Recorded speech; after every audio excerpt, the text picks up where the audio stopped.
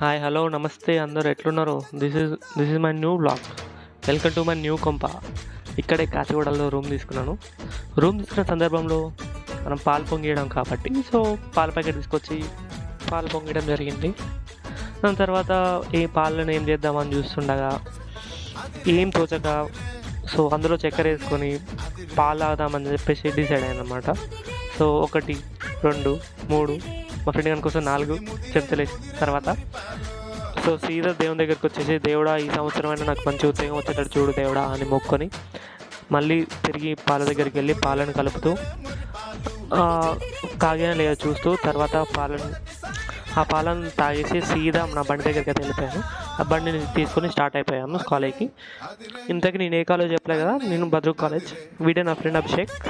ఇంతటితో ఈ బ్లాగ్ సమాప్తం. Bye bye, thank you.